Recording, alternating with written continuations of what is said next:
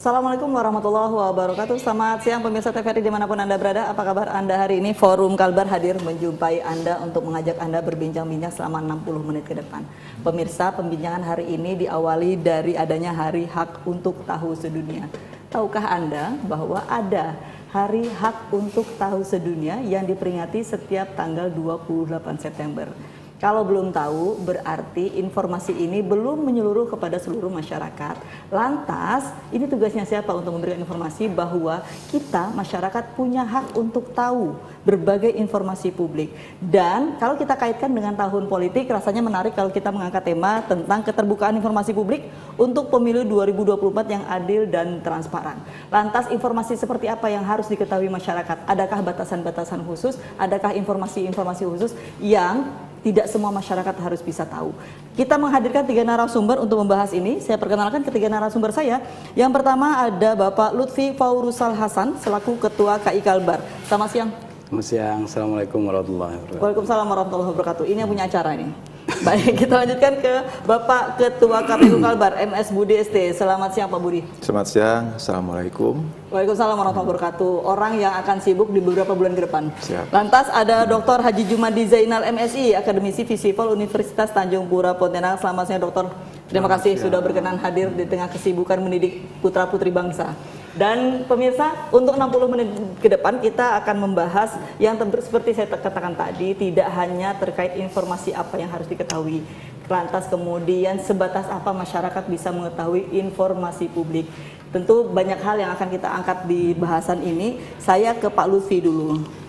Ketika kita bicara tentang informasi publik, maka kita bisa memetakan informasi itu tidak semuanya informasi yang bisa diserap oleh masyarakat. Ada informasi publik, ada informasi biasa. Pemilahannya seperti itu kah, Pak? Silakan. Oke, terima kasih Mbak Usnul. Pemirsa TVRI di seluruh penjuru Kalimantan Barat yang Indonesia ya, yang saya hormati. Pertama mungkin sebelum masuk ke apa yang disampaikan oleh Bu Kak Usnul, saya cerita dikit saja sebagai pembuka. Hari Hak untuk Tahu Internasional, International Right to Know Days, atau diterjemahkan sebagai Hari Hak untuk Tahu Sedunia. Hari ini diawali berkumpulnya para advokat informasi sedunia di Bulgaria di tahun 2002, kemudian oleh UNESCO, kemudian pada tahun 2015 ditetapkan sebagai Hari Hak untuk Tahu Sedunia. Kemudian hari ini kemudian juga menyemangati perjuangan-perjuangan keterbukaan informasi, termasuk kita di Indonesia, juga memberikan roh lahirnya Undang-Undang Keterbukaan Informasi Publik Nomor 14 tahun 2008. 14/2008 nyambung ke apa yang tadi Bu Usnul tanyakan. Undang-Undang 14/2008 memberikan definisi informasi publik di pasal-pasal awal, di pasal 1, bahwa informasi publik itu adalah informasi yang dihasilkan, informasi yang disimpan, dikelola, dikirim ataupun diterima oleh badan publik, yang dapat disajikan dalam berbagai bentuk, gitu, elektronik maupun non elektronik.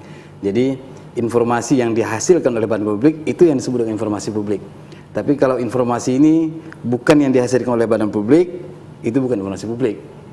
Batasnya hanya informasi saja. Informasi sifatnya, kalau kami di KI membuat istilah ada informasi publik dan ada informasi di ruang publik. Nah, di ruang publik ini yang bukan dihasilkan secara khusus oleh badan publik.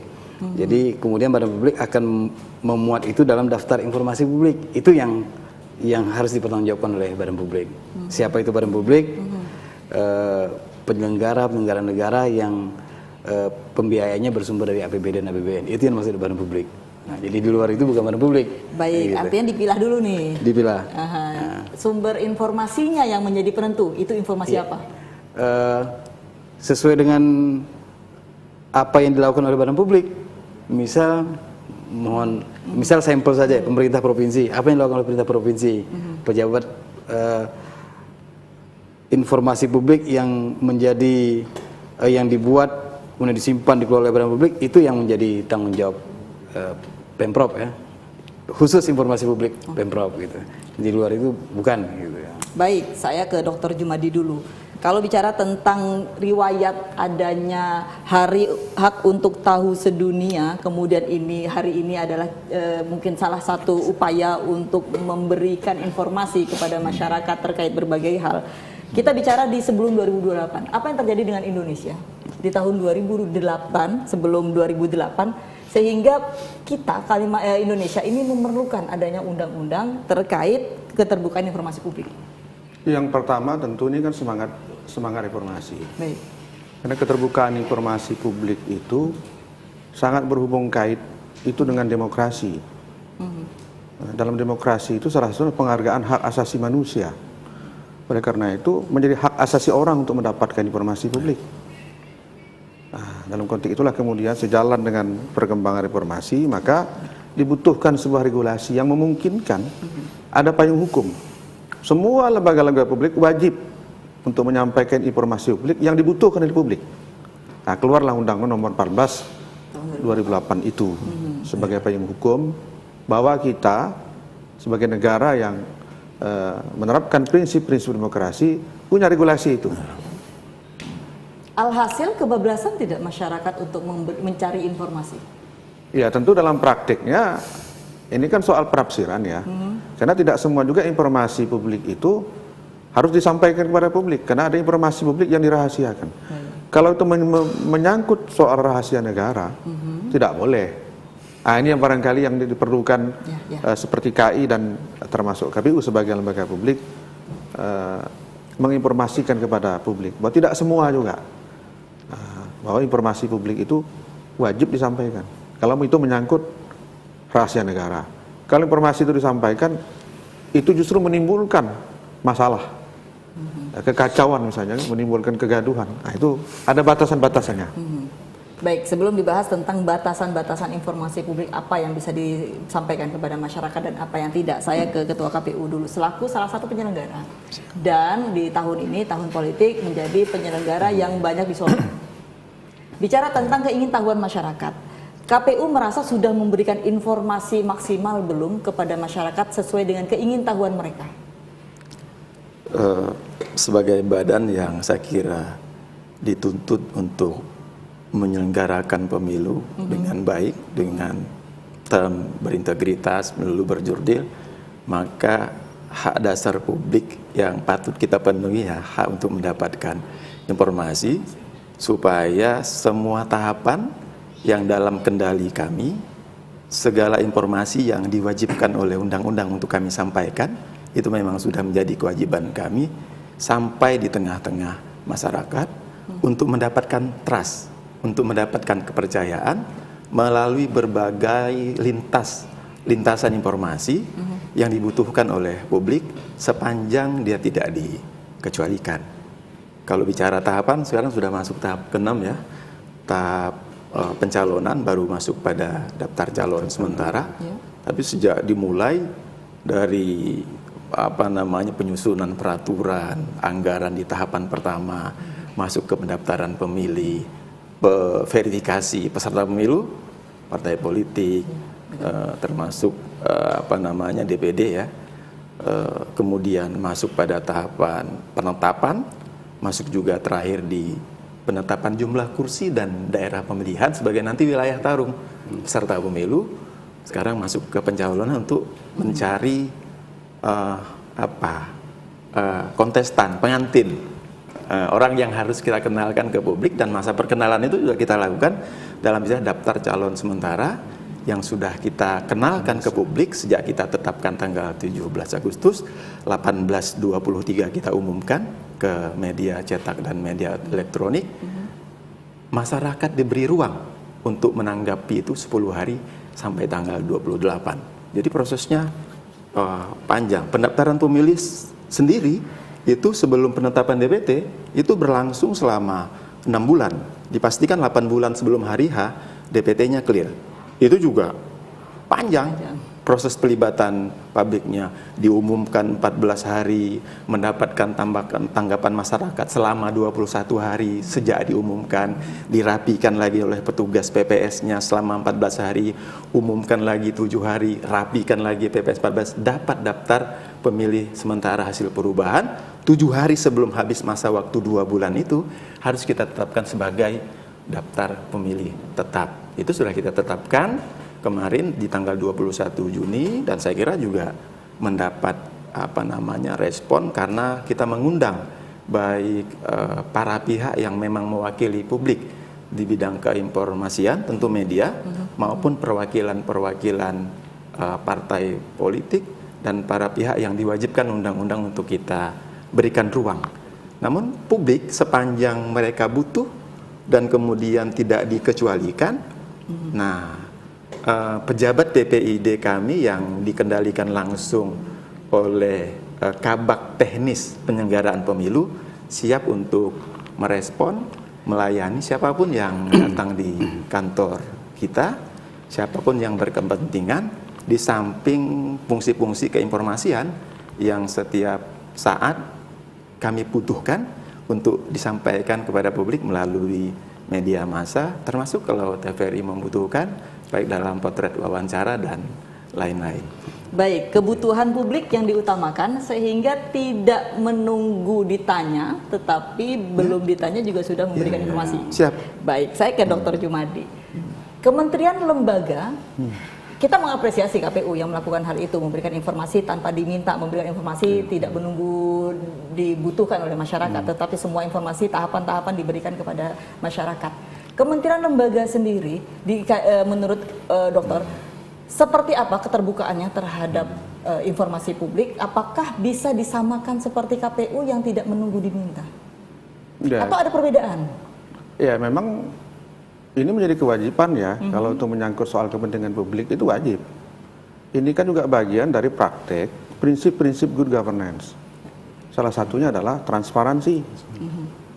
Nah, oleh karena itu memang ada hal-hal yang memang perlu disampaikan. Soal misalnya begini ya, contoh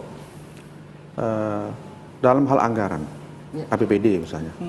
Tidak heran kemudian misalnya beberapa kabupaten kota termasuk provinsi itu menyampaikan di lewat media cetak, ini loh struktur APBD kita misalnya.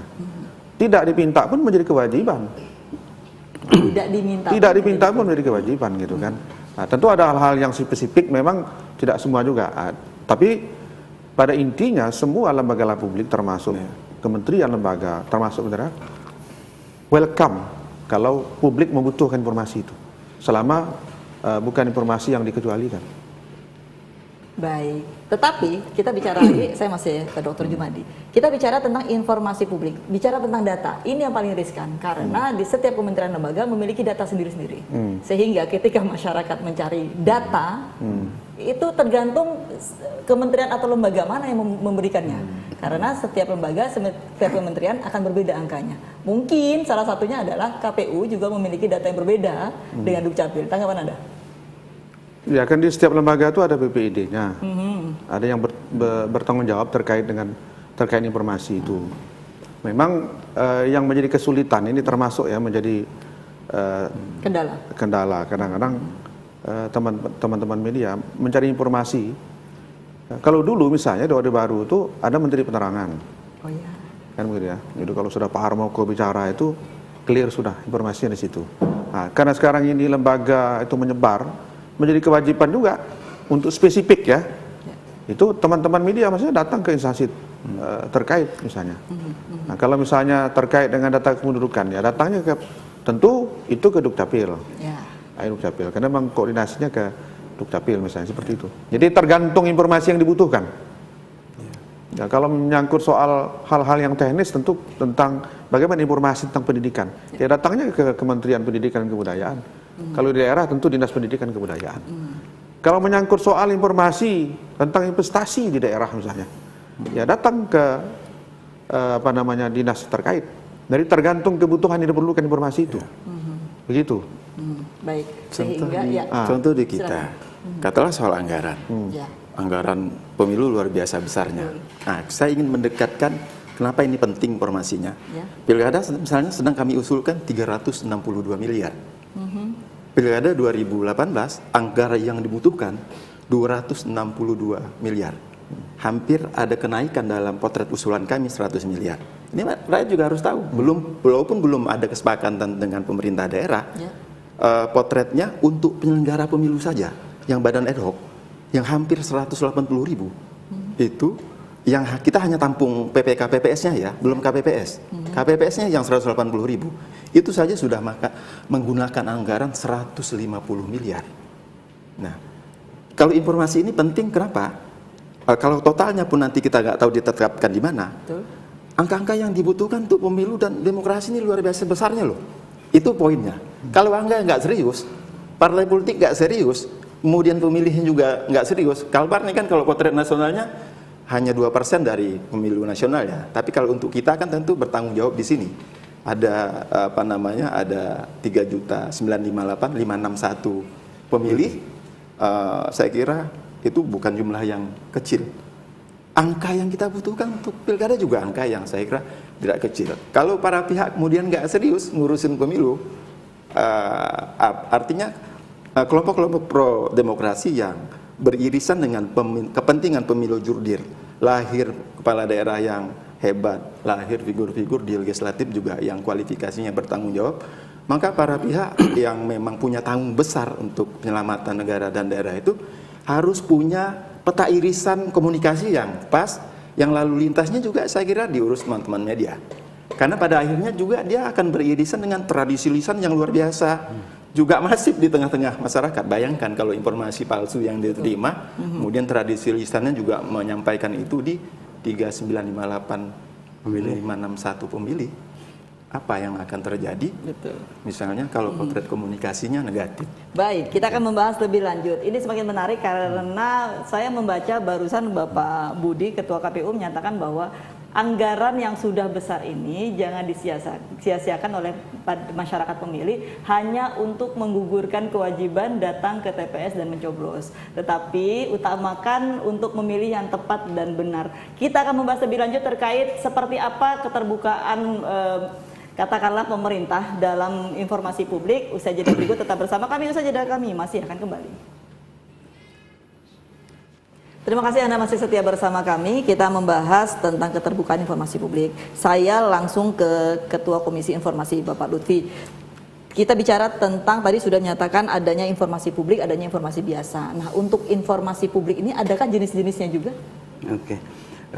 Baik, Mbak Usnal.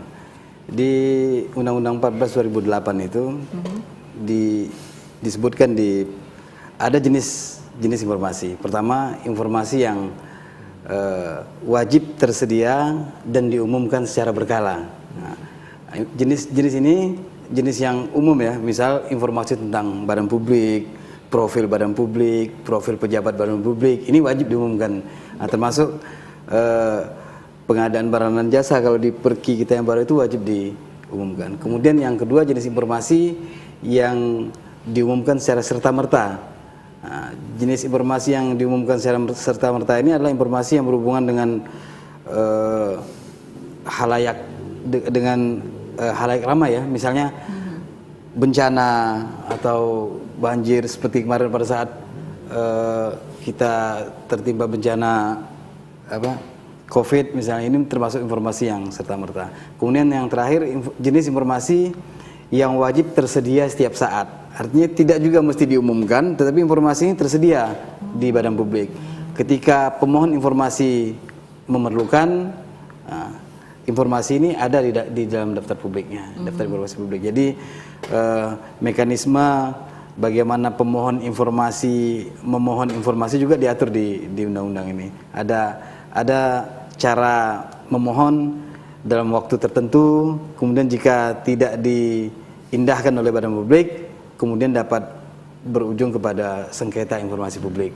Dan penyelesaian sengketa informasi publik menjadi tupoksi utama Komisi Informasi, menerima, memeriksa dan memutus sengketa informasi publik. Itu tugas utama kita. Hari ini pun sedang ada penyelesaian sengketa di KI.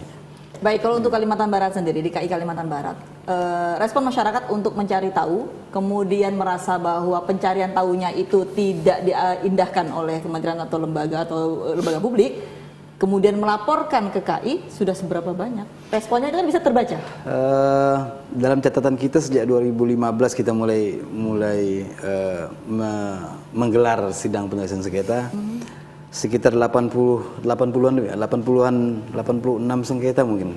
Tahun ini sudah ada beberapa. Memang tidak sebanyak kawan-kawan di KI lainnya, sampai 1 tahun aja bisa 100 gitu. Kalau di KI pusat itu sampai 100. Di tempat kita belum sebanyak itu. Mungkin karena informasi juga sudah dapat diakses, atau memang masyarakat yang belum menggunakan ini. Tetapi yang pasti kami menerima, memeriksa dan memutus sengketa informasi. Jenis-jenis informasi juga macam-macam, Mbak. Karena ke badan publik ya. Badan publik, mulai dari badan publik pemerintah kabupaten, kota, pemerintah provinsi, OPD, dinas-dinas. Beberapa juga ke badan publik vertikal seperti BPN biasanya, yang karena informasi tanah, biasanya informasi pertanahan. Macam-macam. Informasi haji juga pernah. Jadi jenis informasi yang kemudian tersumbat kerannya untuk dapat informasi, masyarakat punya hak. Walau ketersumbatan itu tidak lantas sudah bisa dipastikan bahwa memang ditutup oleh kementerian atau lembaga. Iya, nanti di persidangan yang akan mengungkap, kemudian majelis akan memutuskan informasi ini dibuka atau ditutup. Kalau informasi dikecualikan tentu majelis memerintahkan untuk ditutup. Tapi kalau informasi ini masuk dalam kelompok informasi yang terbuka, majelis akan membuat putusan membuka informasi. Dan putusan Komisi Informasi setara dengan putusan pengadilan, Mbak. Iya. Jadi kalau seandainya para pihak tidak setuju, tidak puas, para pihak bisa banding ke PT UN. Jika tidak puas juga di PT UN, banding sampai ke Mahkamah Agung. Kita punya beberapa case, beberapa sengketa informasi yang sampai putus di MA karena para pihak tidak puas. Oke. Baik, saya ke Dr. Jumadi selaku akademisi. Kalau melihat dari angka, tadi kita mendengar dari tahun 2015 paling tidak ada 86 kasus yang ditangani oleh KI Kalimantan Barat. Angka ini menerjemahkan apa? Apakah kementerian lembaga publik yang ada di Kalimantan Barat sudah seterbuka itu sehingga tidak ada sengketa terkait informasi, atau sebaliknya masyarakat belum begitu peka untuk mencari informasi sehingga boro-boro sengketa, mencari informasinya tidak begitu? Ya, ini kan perlu riset juga ya, menurut saya. Susah juga saya untuk memastikan. Tapi ya dua kemungkinan menurut saya.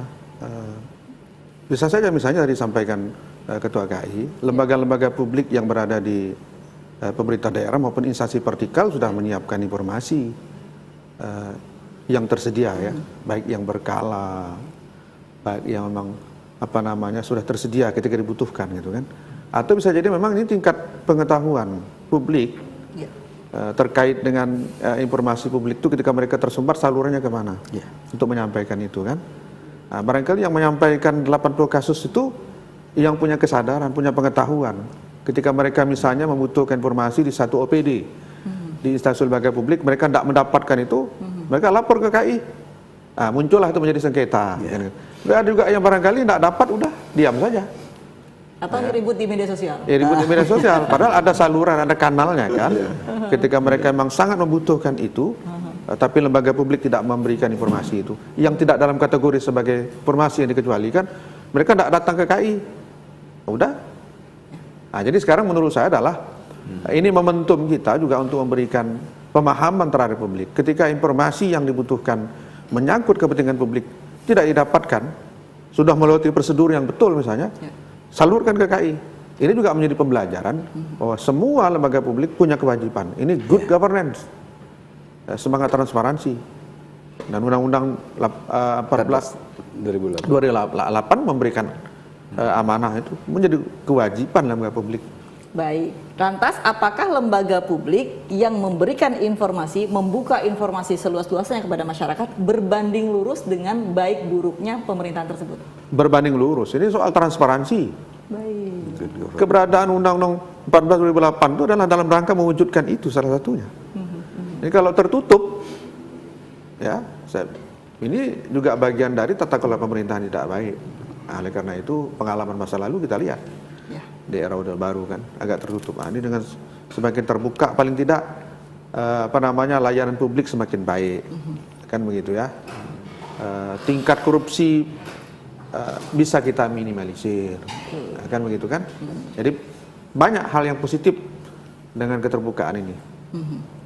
Baik, saya ke Pak Budi. Kalau bicara tentang informasi, ketika tahun politik, musuh besar, katakanlah dari para penyelenggara, dari para pemerintah, bahkan para pemilih adalah informasi hoax yang beredar. Nah, ada upaya-upaya KPU untuk mungkin tidak menanggulangi, tetapi mengantisipasi kemungkinan beredarnya berita bohong terkait KPU, ada upaya? Ya. Hoax saya kira tidak hanya menyangkut urusan politik, hoax di bidang kesehatan, mungkin pertanian, dan sosial lainnya, itu menghiasi ruang publik kita seiring dengan perjalanan daya tanggap dan respon peradaban tinggi kita ke depan. Karena kita masuk kalau dalam konteks demokrasi kan kita masuk dalam kelompok negara yang oleh ICU ya, itu di peringkat ke-54. Peringkatnya juga konteksnya flat demokrasi, demokrasi terbatas, bukan demokrasi penuh misalnya yang diperoleh oleh Finlandia, yang diperoleh oleh Irlandia, 10 besar teratas. 10 besar itu Amerika juga nggak masuk, Inggris juga nggak masuk. Yang ingin saya katakan, ternyata di situ problem besarnya adalah kultur politiknya. Oleh karena itu, kultur politik termasuk di dalamnya mungkin hoax itu bagian dari kultur masyarakat kita. Nah, ini yang saya kira kami coba secara organisasi dengan Mavindo, kita coba bangun komunikasi, bangun program-program sosialisasi untuk menghalau hoax dan fitnah dan turunan-turunannya. Walaupun dalam konteks politik tentu tidak semua kontestasi itu dapat kita pahami sebagai hoax, karena dalam kontestasi itu ruang untuk berbeda itu penting untuk melihat seberapa besar daya dukung, daya tolak terhadap mereka yang berkontestasi. Kalau semuanya kemudian diiris dengan hoax, ya susah juga. Gimana ruang kontestasi itu mau terbuka? Ini juga saya kira jangan dikit-dikit hoax juga. Betul. Nah, ruang publiknya kan juga ruang perbedaan itu sepanjang data-data dukung, walaupun dia katakanlah dia bersifat apakah dia kualitatif atau kuantitatif, kalau dia memenuhi standar-standar komunikasi publik, no problem. Jadi tidak harus diiris ke hoax. Walaupun sesungguhnya dalam peta politik kita, hoax di bidang politik itu selalu mengiris, menyebar sepanjang dia katakanlah tidak mempunyai daya pengaruh. Kemudian katakanlah 3958561 itu sampai 70%-nya korban hoax, itu kan luar biasa. Nah, ini penting juga Pak Jumadi kita. Setidak-tidaknya tokoh-tokoh besarnya enggak lah. Saya ragu juga kalau sampai aktor-aktor utama di bidang sosial, kebudayaan, baik tokoh ketua-ketua ormas misalnya ya, ketua-ketua partai politik yang mereka memang menjadi jumper informasi, pemberi informasi di tengah-tengah publik, sebagian juga mendapatkan informasi palsu. Itu juga saya kira penting, sehingga ruang publik yang telah disediakan oleh TVRI dan lain-lain itu ruang yang minim informasi sampah itu beredar. Kami sangat berkomitmen dengan itu, makanya kami juga punya laman-laman semua media sosial. Karena kita nggak punya TV kan, media sosial mau Twitter, mau Facebook, mau Instagram, mau TikTok, ada semua yang menjangkau pemilih. Itu kami gunakan sarana itu. Ini penting karena 60% pemilih kita pemilih muda, 60,8%. media sosial pengguna harus gitu ya. para pengguna, termasuk pemilihnya. Iya. Juga 60% kelompok muda. Ini juga harus disentuh. Kalau media cetak, media elektronik bisa di baby boomer, generasi X, saya X ya. Kalau di milenial dan Z itu aja udah 60%. Jadi semua harus potret keinformasian itu kita berharap menjangkau semua kalangan dan itu menjadi tanggung jawab aktor yang terhubung dengan media-media massa dan cetak yang akan mengiris tradisi lisan kita. Warung kopi juga tentu dapat dari Pak Jumadi misalnya, dibahas di warung kopi, dapat dari Pak Lutfi, dibahas di warung kopi. Kalau yang bahas di warung kopi itu sebagian besar hoax kan susah juga kita. Betul. Saya kira itu. Baik, untuk Komisi Informasi sendiri, keterlibatannya di pemilu apa saja? Oke. Makasih Pak. Tapi sebelum ke ini, saya ingin merespon apa yang disampaikan Pak Dr. Jumadi. Silakan. Berkenaan dengan kemungkinan ada dua hal kata Pak Jumadi. Ini mungkin pemerintah kita atau badan publik sudah menyajikan informasi dengan baik, atau masyarakat kita yang belum menemukan. Saya pikir ini salah satu momen terima kasih TVRI. Tapi ini satu hal yang ingin saya sampaikan, bagaimana wajah keterbukaan informasi publik Kalimantan Barat saat ini. Kalimantan Barat secara nasional ada event monitoring, Pak. Ada event monitoring evaluasi keterbukaan informasi badan publik. Itu menjadi salah satu mandat yang ditugaskan kepada Komisi Informasi. Di pusat itu kawan-kawan KI Pusat melakukan monitoring ke seluruh pemerintah provinsi. Dan Kalimantan Barat pernah menempatkan peringkat pertama nasional, Mbak, sebagai badan publik yang terbuka dan informatif bahasanya. Kualifikasinya informatif. Nah, walaupun sekarang mungkin agak menurun, tapi statusnya masih berstatus informatif. Jadi dari 40 sekian provinsi kita menjadi provinsi yang berstatus informatif.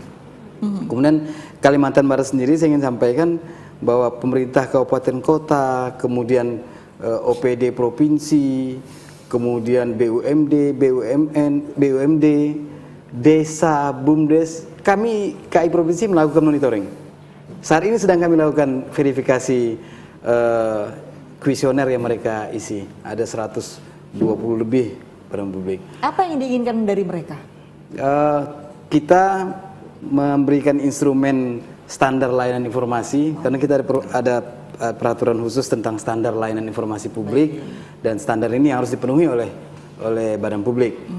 Sampai hari ini kalau pemerintah provinsi, pemerintah kabupaten kota hampir semuanya sudah informatif, Pak, dalam skala yang lalu ya.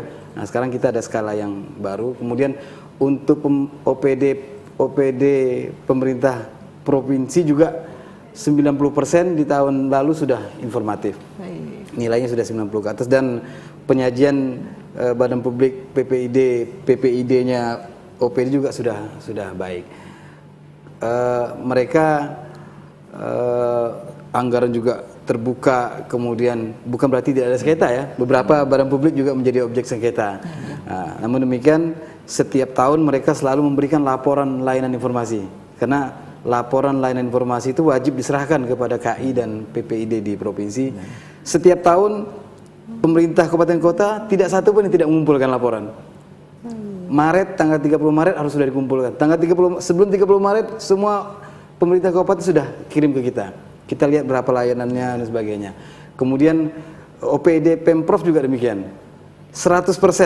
Nah, saya sampaikan 100% tingkat kepatuhannya terhadap undang-undang KI, OPD Pemprov, kemudian pemerintah kabupaten kota menyampaikan laporan selalu.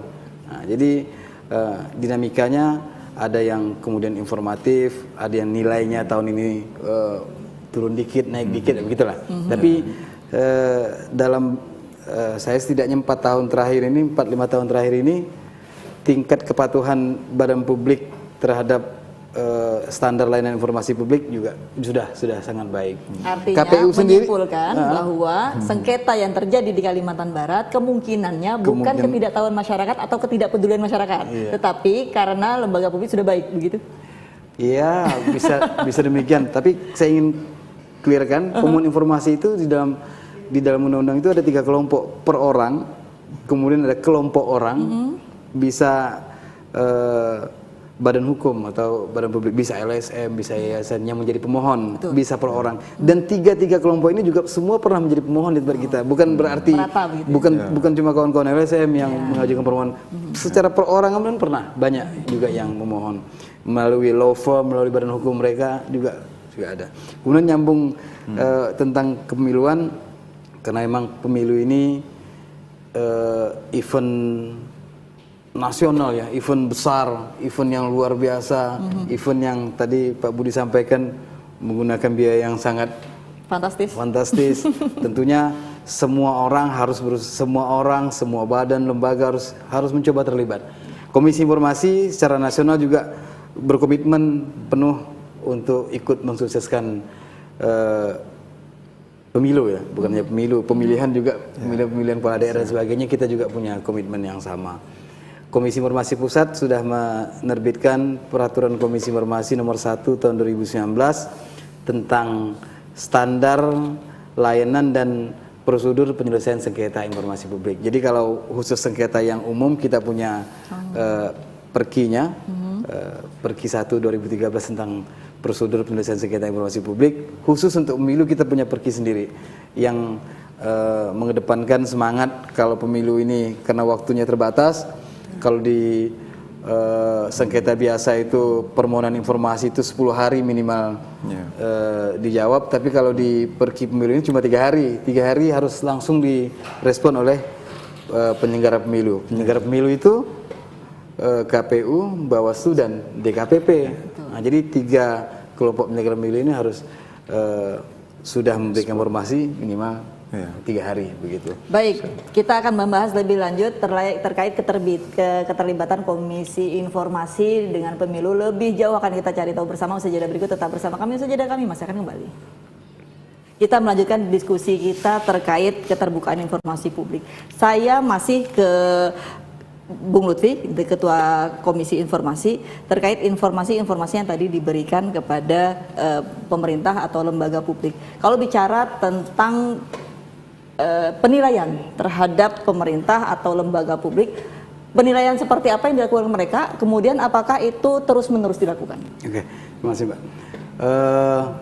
Sampai hari ini kita menggunakan ada instrumen penilaian yang kita jadikan standar bersumber dari Peraturan Komisi Informasi Nomor 1 Tahun 2021 tentang standar layanan informasi publik. Sebelumnya pakai Perki 1 2010 tentang standar layanan informasi publik.